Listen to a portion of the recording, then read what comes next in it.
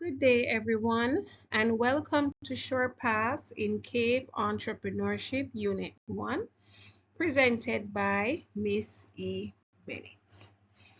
In today's episode, we will be looking at two main objectives.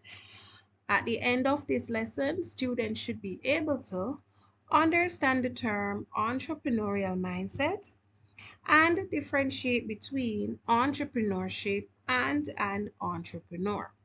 Let's get started.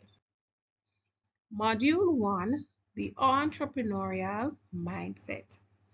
The entrepreneurial mindset. This is a way of thinking that helps someone identify opportunities, take initiative, and create value, even in uncertain situations. At its core, it's not just about starting a business, it's about how you approach problems, challenges, and ideas. Now, we will be looking at the key traits of an entrepreneurial mindset. The very first one is opportunity focused thinking. What does this mean? It says entrepreneurs looks for chances to improve things or solve problems instead of waiting on instructions. Creativity and innovation. Entrepreneurs or they come up with new ideas or better ways of doing things. And we know from our studies that entrepreneurship is synonymous with creativity and innovation. Willingness to take risks. They are ready to try something new, even if there is a chance it might fail. Resilience. When things go wrong, they don't give up. They learn from mistakes and keep going. Problem-solving attitude. They see problems as challenges to solve, not obstacles to avoid. And last but not least, adaptability. They adjust quickly when situations change. So, as you've started the course, you know you have three modules. And the first module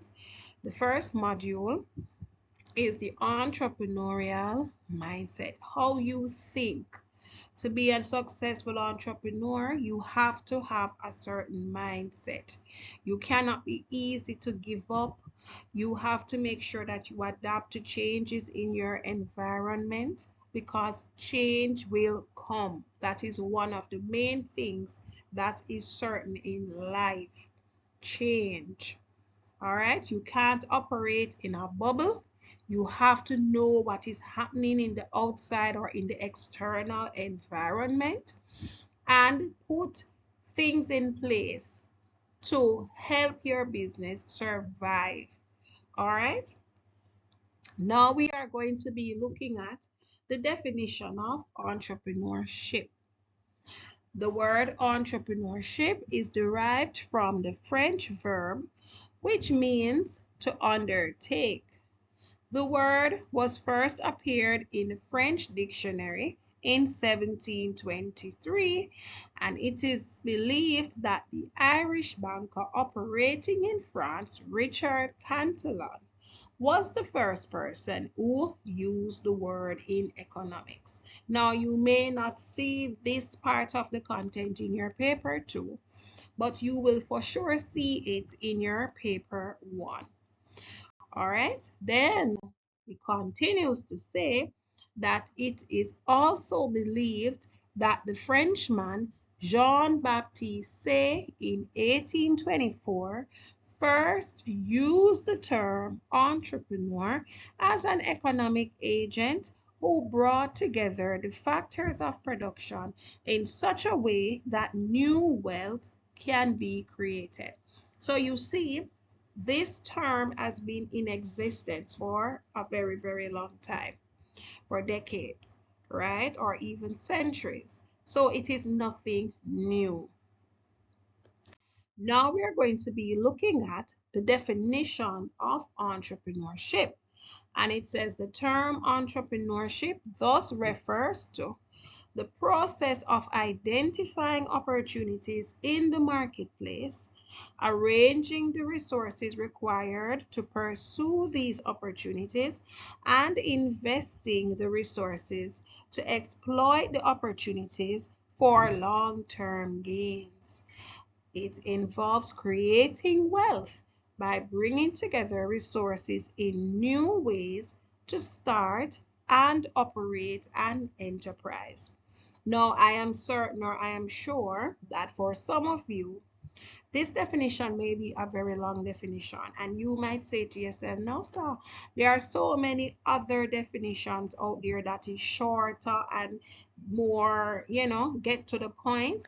But at the same time, remember, I always say, if you're not sure how much to write in the exam, look at the marks that is allocated to each question.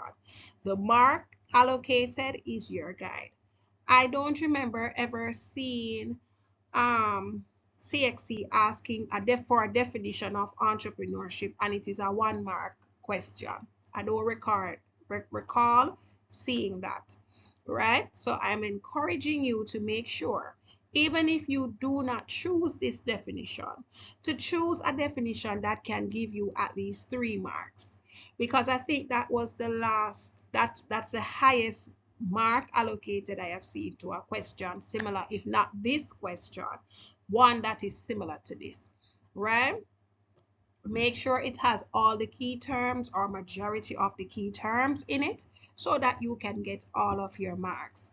If you decide that you're going to be writing it off the top of your head, which we encourage as educators, for you to express yourselves as much as you can in your own way, because it shows that you understand the concept, but at the same time, there are some concepts that it's better if you study them, because when you go in the exam, you can be nervous, you cannot be feeling well, anything can happen to you. You might reach to the exam a bit late and it kind of mess up your mindset or your thought process. So in a case like that, you can always fall back on what you studied.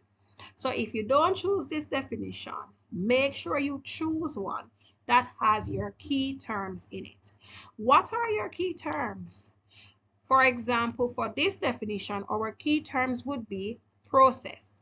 We know that it's a process. It has step by steps. It has various steps.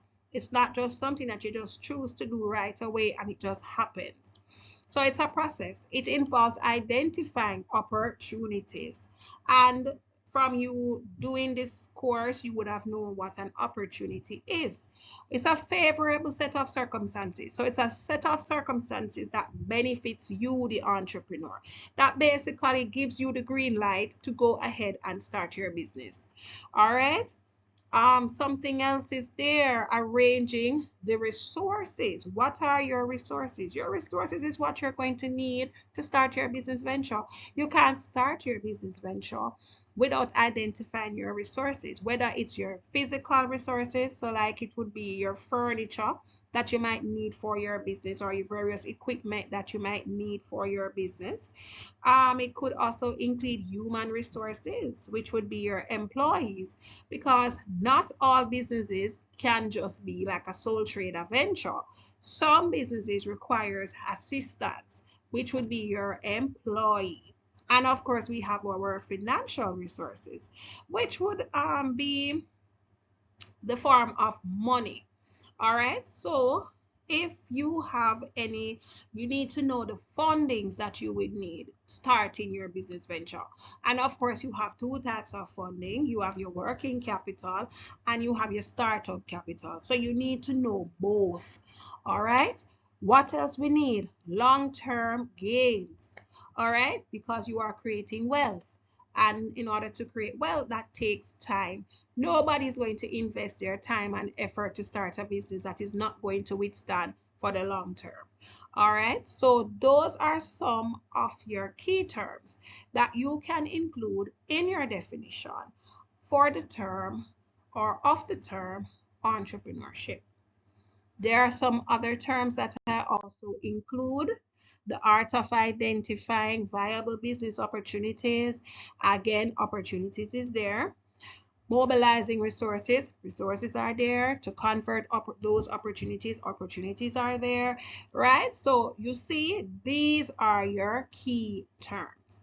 And then we have another one that's a bit long as well, but it's a perfect definition in my opinion. Yes, if you should write a definition like this, I don't see how you would not gain your full marks. Let us move on to the definition of entrepreneur. What is an entrepreneur, or who is an entrepreneur? We know that an entrepreneur is any person who creates and develops a business idea and takes the risk of setting up an enterprise to produce a product or service which satisfies customer needs. This is a very good definition of who an entrepreneur is. One way in which you can go about this, if you don't want to study the term entrepreneur, you can basically just substitute the words that are in the definition for entrepreneurship. So you substitute the word process for person, right? And then you put who does whatever else you have in your definition.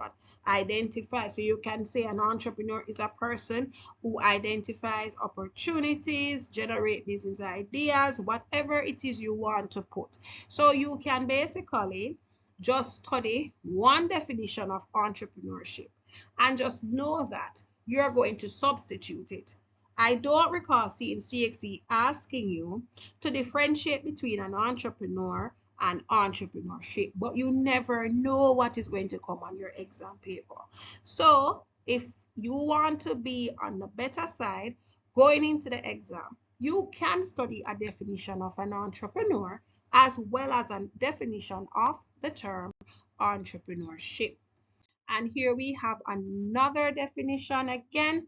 An entrepreneur refers to the person, and entrepreneurship defines the process. Both men and women can be successful entrepreneurs. It has nothing to do with gender.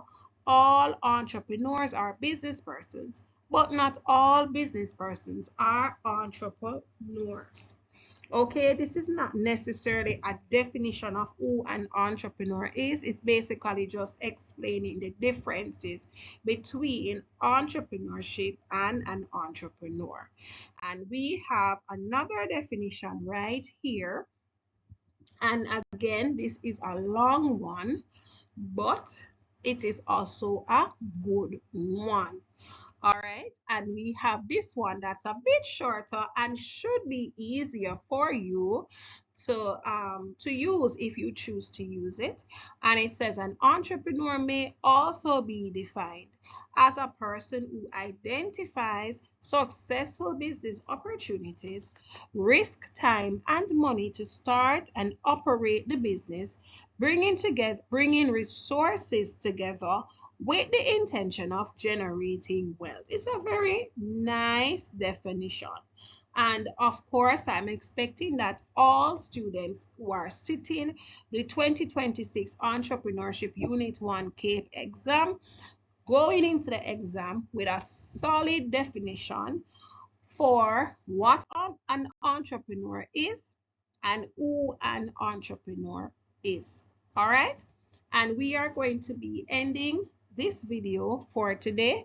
My next video will be based on, you guessed it, key elements of entrepreneurship. See you in the next one.